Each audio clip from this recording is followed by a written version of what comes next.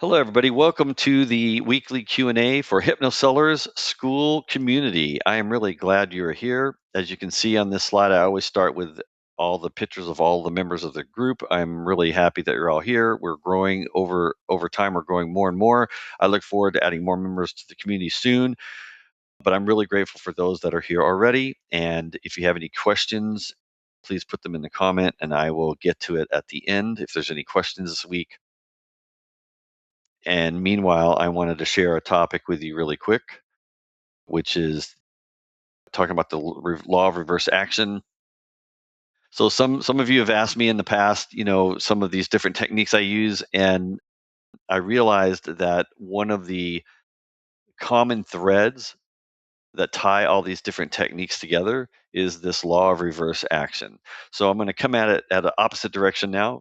Believe it or not, the reverse action of what I was going to do with individual techniques and talk about the law of reverse action and how it applies to these other techniques that I usually teach or that we talk about in the group. So, but if you think of it from this law perspective, it might make more sense, and you might figure out new ways to use this law once you see how it's used in these different techniques. So this is, and I don't know if it's an actual law like a law of universe or anything, but I will say that it is something that is fundamentally true that always tends to work and tends to happen. It's a phenomena that people can't explain about the subconscious.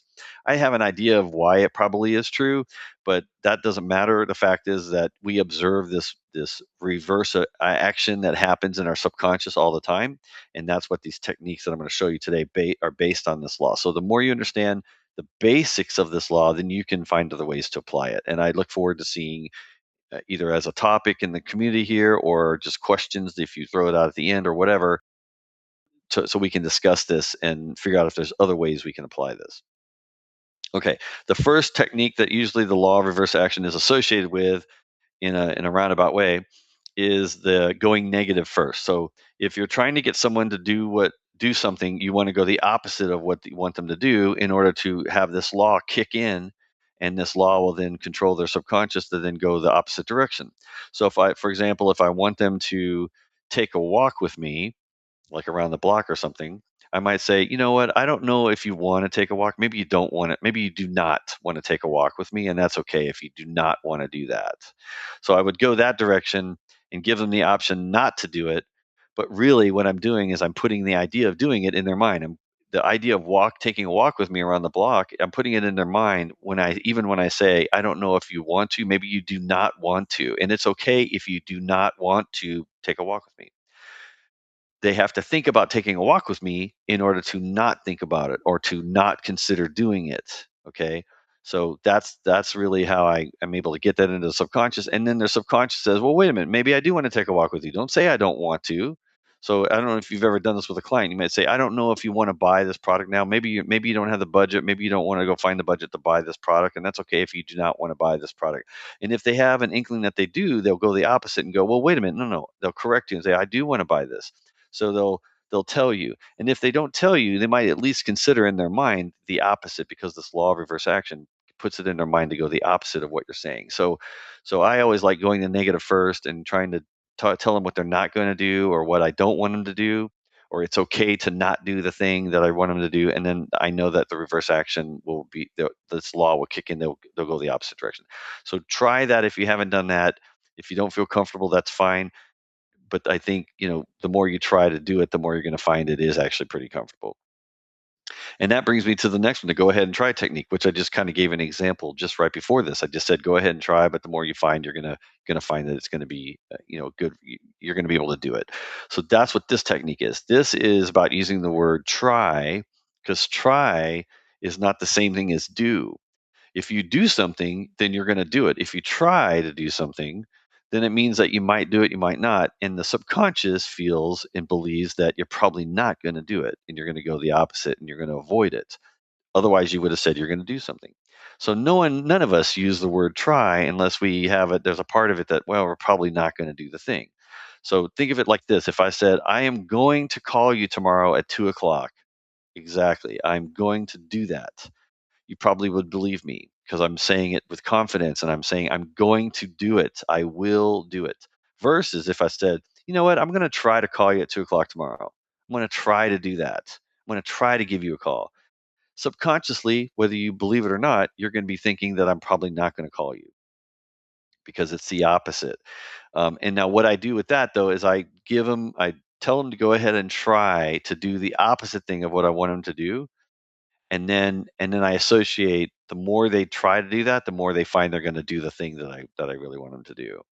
So that's like the whole technique, but it's using this law of reverse action. So for example, I might say, go ahead and try to use the competitor's tool or a platform or service. Go ahead and try to use the competitor's thing.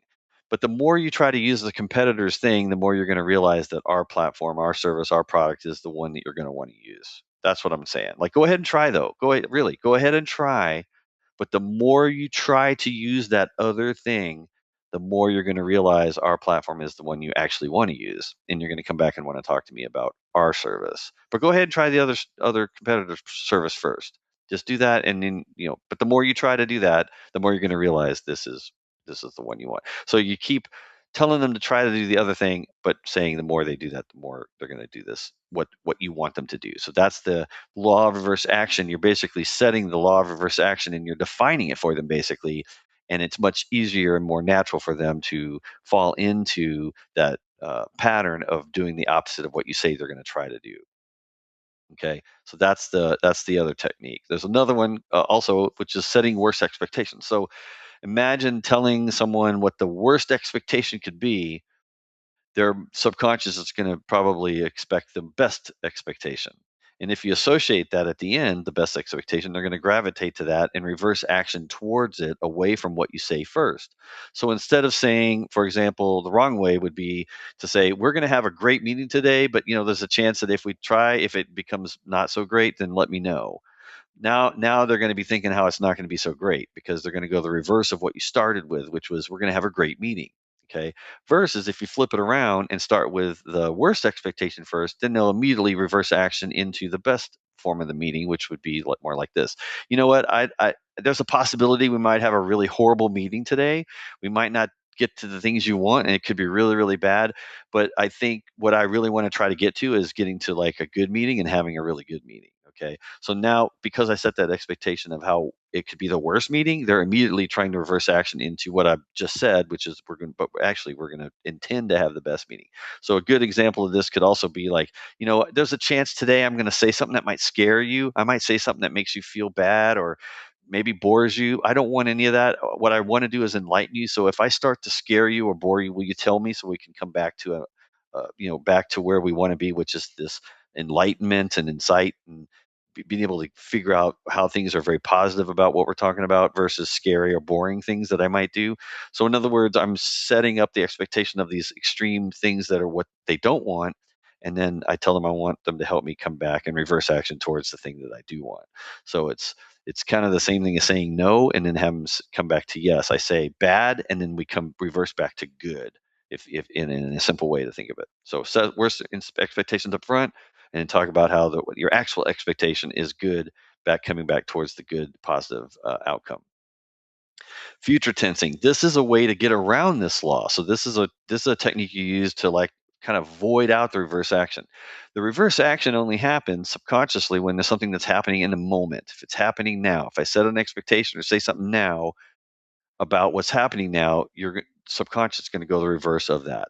Okay, so what I do instead is I talk about the future, what could happen in the future, because the subconscious does not understand time. It does not understand the concept of time. Only your conscious mind does. So when you talk about the past or future, the subconscious just only knows now. So it kind of doesn't even understand what the future is. And something that's going to happen in the future, it just doesn't comprehend that. So, but your conscious does. So you can talk to someone's conscious about the future, and then their subconscious doesn't know how to reverse action against that because it's not happening now. You're not saying about something now. So, for example, I might say, let's pretend we're in the future by 60 minutes and our meeting's over. How would you know it was a good meeting? What would I have said? What do you think would have happened? You do something like that to where you're putting into the future and you're asking for their feedback about the future thing.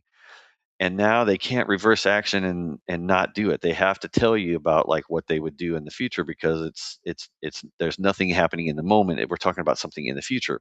So it kind of negates this whole reverse action thing because there's nothing to hook into now for it to hook into right now. It's you're thinking about the future. You could also do it in the past. You could talk about things in the past as well, but the future tensing is the one that usually you can just say, let's pretend you bought our product and you've had it for a month.